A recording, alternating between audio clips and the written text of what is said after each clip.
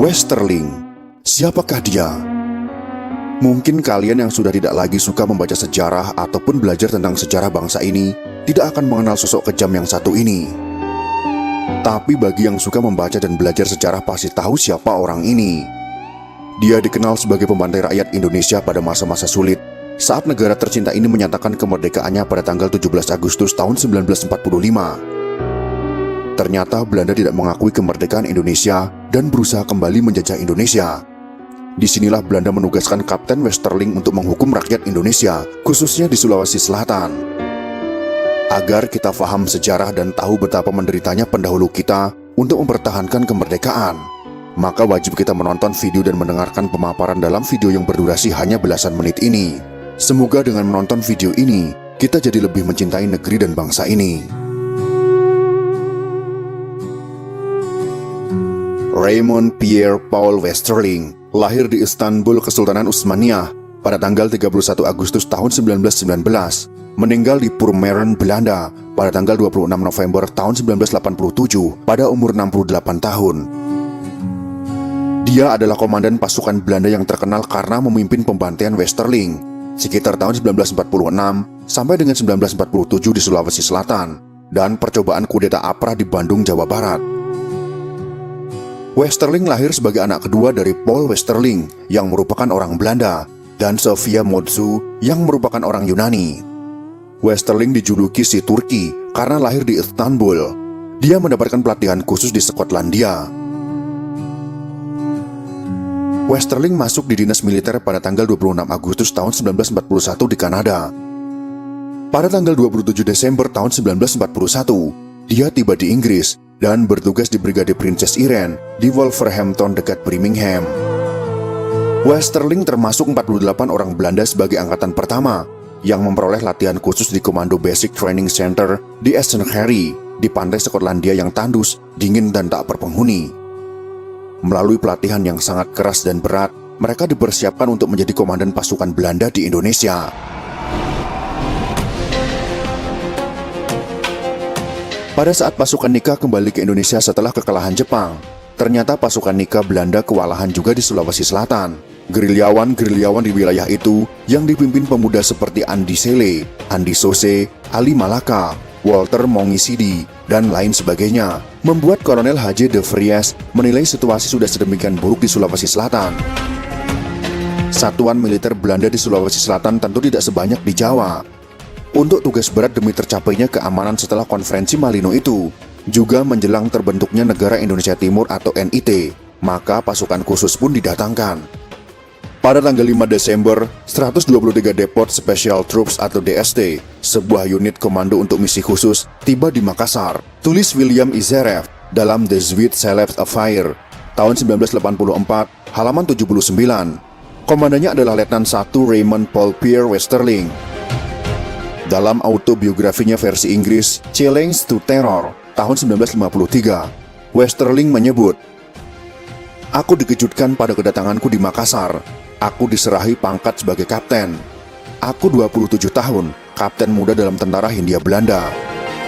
Di bawah Westerling dalam DST terdapat pembantu Letnan Vermeulen. Pasukan itu tidak langsung beraksi. Beberapa hari setelah tiba, tampaknya setelah mengumpulkan data intelijen, pada tanggal 10 Desember tahun 1946, bergeraklah pasukan itu menyusuri jalan ke arah Maros, menuju sebuah kampung bernama Batua. Menurut Westerling, persinggahan Walter Mongisidi dan Ali Malaka, pemimpin penting dalam perlawanan, berada di kampung itu, tulis William Izerev pada halaman 99. Pasukan DST dibagi dua untuk mengepung desa. Di desa itu, 35 orang dieksekusi, di antaranya adalah 11 orang dituduh sebagai ekstremis, dan 23 lainnya dianggap sebagai perampok. Tentu saja Batua bukan satu-satunya desa di mana pembantaian berlangsung. Pembantaian dilakukan dalam beberapa tahap di desa-desa sekitar kota Makassar, seperti Batua, Bolombodong, Tanjung Bunga, dan Kalukuan. Menurut catatan Anhar Gonggong dalam prolog dan epilog timbulnya peristiwa pengorbanan 40.000, tahun 1998, rumah Andi Pangeran Petarani dan Andi Mapanyuki berada di Jongaya.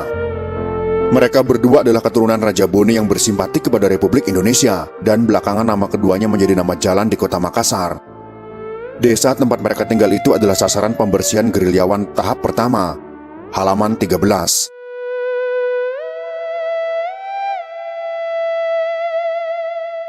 Gelombang pertama menurut pelaku dan saksi sejarah pembantaian Westerling yang asli Makassar, yaitu Maulwi Sailan, seperti ditulisnya dalam buku, dari Revolusi 45 sampai Kudeta 66, kesaksian Wakil Komandan Cakrabirawa, tahun 2008 halaman 77. Dilakukan dari 11 hingga 16 Desember tahun 1946 di Makassar dan sekitarnya.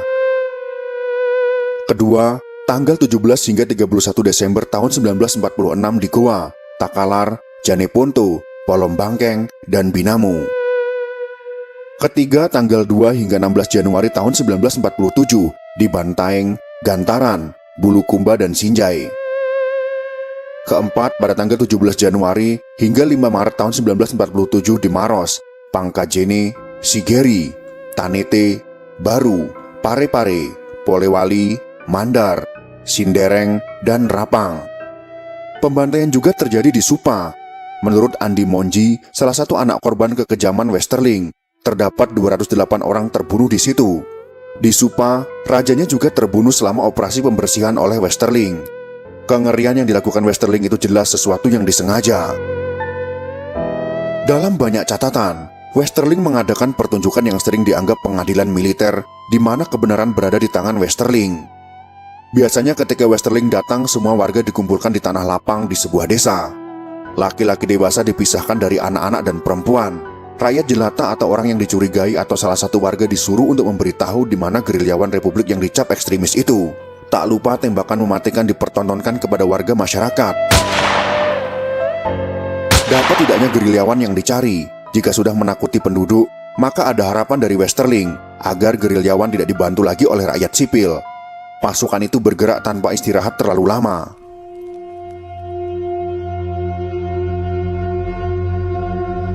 Setelah Makassar dan sekitarnya, mereka bergerak ke selatan lalu ke timur. Setelah ke Bulukumba, mereka bergerak ke utara Sinjai. Dari Sinjai mereka bergerak ke daerah yang lebih utara lagi. Dari Maros bergerak ke utara. Setelah Parepare mereka bergerak ke daerah-daerah yang kini masuk Provinsi Sulawesi Barat, yaitu Polewali dan Mandar.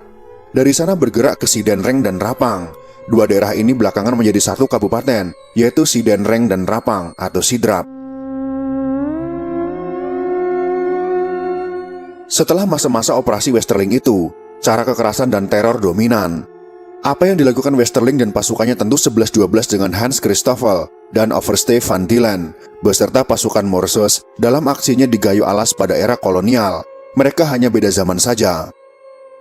Paul van Veer dalam buku Perang Aceh, Kisah Kegagalan Snoek Horgrenje 1985 menyebutkan Van Dillen dalam suratnya kepada J.B. van Hertz menganggap kekejaman yang tidak disengaja baginya menjadi kejahatan yang paling besar, seperti Hans Christoffel dan Van Dillen. Westerling dan pasukannya dianggap berhasil. Belum sampai 2 minggu setelah kedatangan pasukan khusus, keadaan di Sulawesi berubah total. Tulis Dominique Venner dalam Westerling The Inling tahun 1982 halaman 9. Tentu saja dengan meninggalkan korban yang diperkirakan jumlahnya ribuan, di mana angka 40.000 jiwa puluhan tahun terngiang sebagai jumlah korban Westerling di Sulawesi Selatan. Sudah ada nama jalan 40.000 jiwa, monumen 40.000 jiwa, dan batalion 40.000 jiwa. Benar tidaknya angka itu, setidaknya ia menjadi pengingat agar kekejaman militer atas orang biasa yang belum tentu bersalah tak pernah terjadi lagi. Angka 40.000 kerap diperdebatkan. Dianggap aneh jika selama sekitar 3 bulan Westerling mampu menghabisi manusia sejumlah itu di kota kecil. Bayangkan jika tiap hari selama 3 bulan ada 100 orang dibunuh, maka kira-kira 9.000 orang jadi korban kampanye pasifikasinya. Namun dalam 3 bulan itu, tak setiap hari ada tour on the road ke kampung-kampung. Daerah satu dengan daerah lain di Sulawesi Selatan, tak begitu saja dengan mudah mereka jangkau.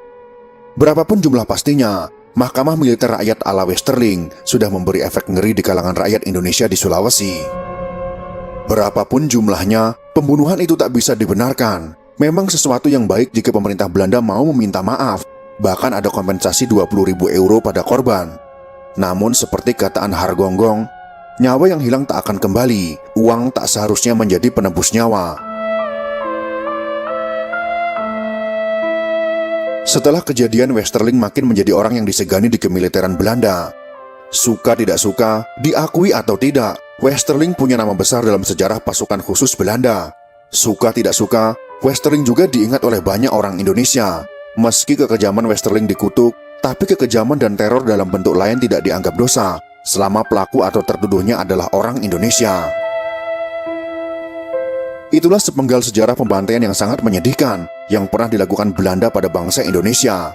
Semoga kisah sejarah ini dapat menguatkan kita agar kita sungguh-sungguh dalam menjaga kemerdekaan ini. Jika kalian suka dengan video ini, silakan berikan jempol ke atas. Dan jika kalian menganggap video ini bermanfaat, maka bagikanlah untuk teman-teman Anda yang lain. Terima kasih sudah menonton.